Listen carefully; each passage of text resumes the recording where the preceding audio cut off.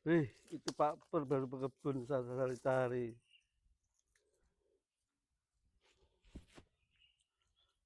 Pagi Pak Pur, Eh, selamat pagi. Assalamualaikum. berkebun Pak Pur. Iya, Tanaman apa aja yang ditanam nih? singkong ini Pak. Wah, luar biasa. Ini ya, dari pagi tadi sebelum subuh saya udah sirami semua. Karena apa? Saya kemarin ini kan, wah ini mau kemarau ini. Ini tanaman singkong ini habis. Ini kan sisa-sisa banjir ini lumpur ini dinaikin di sini, dipinggirin daripada tidak manfaat. Saya manfaatkan agar bisa ditanami oleh pohon ini kan atau singkong ini. Terus nanti bisa untuk ini apa? Untuk direbus atau digoreng atau apa ini. Nah, terus ketela-ketela ini kan kenapa saya sirami sebelum subuh tadi? Agar apa? Sebelum matahari terbit, kalau kita sirami begini akan lebih maksimal sebelum matahari terbit atau sudah matahari terbenam kalau sore kan. Nah, ini udah terusnya ini tadi dari habis subuh tadi. Aku sirami semua. Jadi apa? Kebetulan kan alhamdulillah banyak air ini ya. Nah, ini udah 4 bulan. Seharusnya paling enggak ya, singkong itu 6 atau 7 bulan. 7 bulan itu sedang-sedangnya. Nah, tapi berhubung ini anak-anak sudah kepingin rebus, pada dicabut, direbus, maka aku saya potong-potong lagi, terus saya tanamkan agar bisa nanti di sini habis, di situ udah tumbuh lagi kan. Ini kekayaan bumi Indonesia, Nusantara. Masya Allah ini. Jadi kalau ada penduduk negeri ini sampai kekurangan, pasti di negara ini ada yang salah. Ada yang salah. Jadi kenapa? Dulu negara-negara selain Indonesia yang bekas Nusantara, ada Filipina, ada Thailand dan sebagainya. Dulu kan belajarnya pertanian sama Indonesia. Kenapa dia lebih unggul dia sekarang kan?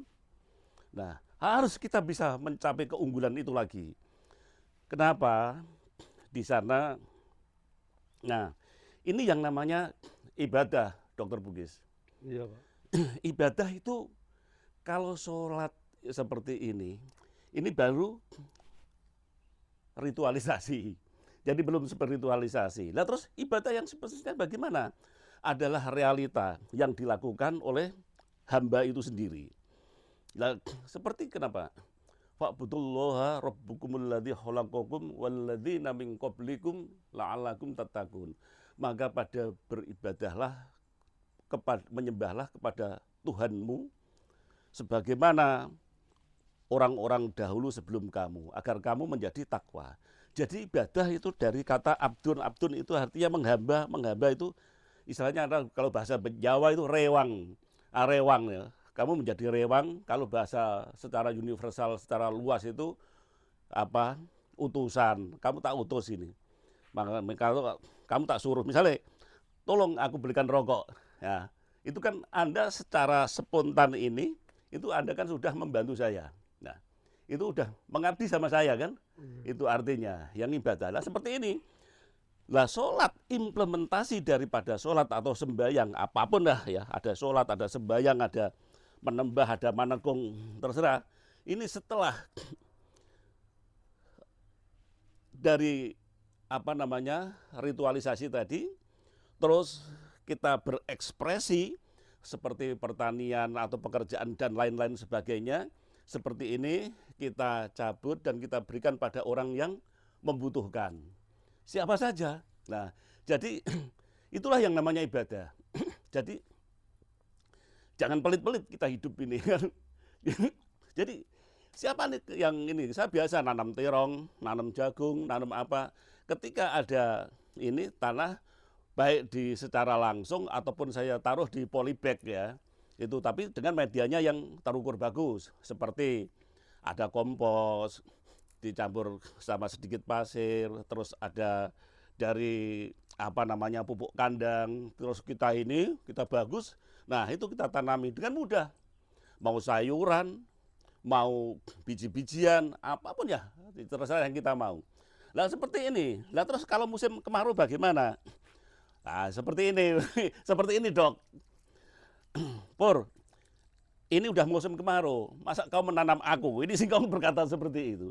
Kau menanam aku, terus kalau kau ingin menanam aku dan memanfaatkan aku, konsekuensinya aku butuh air. Kau juga harus rajin menyirami kan begitu. Kau harus rajin menyirami. Makanya dari itu dari subuh tadi, habis subuh saya sirami gini kan. Kenapa saya kasih plastik begini? Agar dia menguap, lalu dia cepat tumbuh. Kalau sudah tumbuh maka kita cabuti itu plastik-plastik ini. Nah, seperti ini Pak Bugis. Ini dok. Jadi setelah tumbuh ini sudah habis, ini sudah segini. Nah, jadi kita tidak akan pernah kekurangan stok. Pertanian pun secara luas harus gitu seharusnya. Seperti di perhutani. Di perhutani sebelum tebang, yang kecil harus sudah ditanam dulu. Jadi tidak kehabisan modal di hutan itu. Jadi selalu ada oksigen, ada kontribusi antara kehidupan ini dengan alam semesta raya ini. Nah, itulah kehidupan. Jadi kadang maaf ya, aku ini bukan orang ahli atau orang pintar bukan. Cuma saya selalu, alhamdulillah saya selalu mengamati, lalu saya berpikir dan saya realisasikan pada kehidupan ini.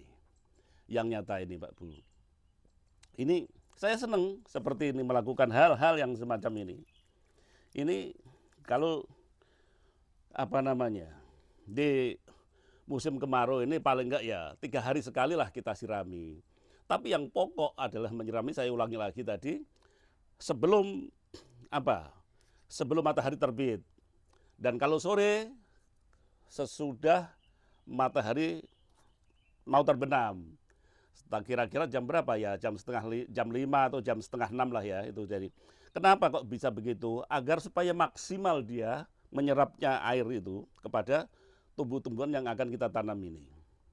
Yang sudah kita tanam ataupun yang mau kita tanam ini kita sediakan dulu. Jadi Masya Allah. Jadi apa sih alam ini? Kalau orang Jawa ada menyebut, nah, apakah bisa berbicara? Pohon-pohon semua bisa. Percaya nggak?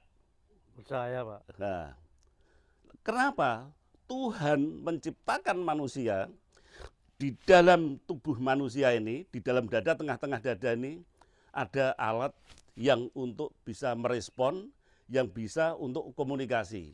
Ini alat Tuhan. Nah, itulah caranya Tuhan. Makanya kita ketika ini ada berbicara pada Tuhan, itu jadi orang awam ini kadang ini apa, maaf ya, kurang mengerti. Yang dimaksud itu kurang mengerti. Seperti gini, alam semesta ini. Jadi kalau di Kejawen saya pernah baca bukunya Kejawen itu ya. Ada buku Jawa. Jadi aku ora wujute aku wujud. Alam iki ora wujute alam wujud. Aku iki alam, alam iki wujudku. Ya itu loh. Tapi bukan berarti yang wujud bukan berarti dia. Iya. Ya. Jadi orang kalau nggak berpikir secara jernih, di sini ada bahasa Tuhan yang tadi saya terangkan, yang saya sampaikan tadi, ada alat di dalam tubuh manusia itu, yang kecil di tengah-tengah dada ini, antara jantung atau hati ini, di situ ada sebuah komponen yang di situ memang untuk mendengar atau menangkap suara Tuhan, dan Tuhan berbicara melalui itu pada diri kita. Maka di sini kita bisa menyimpulkan bahwa ada ayat wattaqullaha wa yu'allikumullahu wallahu bikulli syai'in alim. Barang siapa yang bertakwa kepada Allah, maka Allah akan mengajari ia ilmu. Maka di dalam bahasa Jawa, di dalam ajaran Jawa ada guru sejati atau sejati ning guru. Nah, itulah yang dimaksud berguru pada Allah, berguru pada Tuhan. Itu yang dimaksud. Jadi pernah ditanya, orang tersebut juga ahli kafid ya, ahli takfidul Quran. Dia juga seorang guru atau pengajar, dia ustadz juga. Dia berkata, kebetulan saya tuh bawa buku Berguru pada Tuhan. Pak, apa bisa orang berguru pada Tuhan langsung? Aduh, saya mengatakan bisa. Terus referensinya di mana, Pak?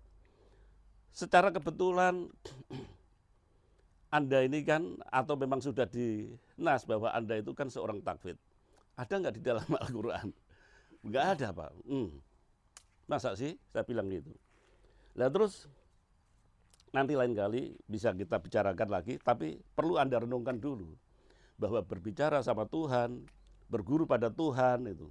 Secara kebetulan saya jalan di Malang mengantar tamu, terus saya nginap di hotel berbintang. Kalau di hotel berbintang itu kan ada tulisan kiblat di atas plafonnya itu ya. Terus di dalam laci biasanya ada Bible atau Injil, juga ada Al-Qur'anul Karim di situ. Saya buka-buka Al-Qur'an itu, nah, menemukan sebuah ayat itu. Wattaqullaha wa yu'allikumullahu wallahu bikulli syai'in alim. Jadi, ini yang dimaksud. Itu. Jadi, barang siapa yang bertakwa kepada Allah, modalnya takwa. Maka tadi semua untuk seruan Tuhan disuruh agar menjadi abdillah, mengabdi padanya, dan menjadi orang yang bertakwa itu tadi. Siapa yang bertakwa kepada Tuhan, kepada Robnya, kepada Allah, maka dia, Allah akan mengajari ia ilmu. Nah, sesuatu yang mengajari apa? Disebut apa? Sesuatu yang mengajari, yang memberi pelajaran kepada seseorang, apa? Disebut apa? Guru kan? Nah, disebut guru. Nah, itu yang dimaksud. Bukan berarti Tuhan terus berdiri begini di depan kita, itu bukan itu yang dimaksud. Seperti itu loh kawan. Aduh, kita inilah ya, kita jadi Muslim, jadi manusia hidup, enggak Muslim semua. Jadi semua agama lah, itu kan hanya bendera atau label saja. Tapi pada intinya bahwa agama itu adalah satu. Nurullah, dari Nurullah. Nurullah minas samawa wal ar. Minas samawa ilal ar ini. Dari langit, langit yang mana? Maksudnya bukan langit yang itu, bukan. Bukan langit yang di atas itu. Lihat di sana tuh. Bukan langit yang di atas itu, bukan. Maksudnya langit yang mana yang dimaksud? Ini loh yang dimaksud ya. Nah, dari langit lalu ke bumi, dan bumi yang mana sebetulnya? Bumi harus paham. Antara langit dan bumi ini harus paham. Ya, Garno dodomu, Garno bentangkan dadamu agar kamu mengerti. Nah, di situ ilmu Tuhan. Di sini ada komponen, sebuah komponen yang bisa merespon pada ungkapan atau suara Tuhan, lalu kita terima dan lalu kita ekspresikan realisasinya pada sebuah kenyataan hidup ini. Nah, inilah Allah Ta'ala tadi. Nah, seperti ini. Sebentar lagi nanti akan ini Bang. Ini kan saya kasih tanaman-tanaman semua di sini kan.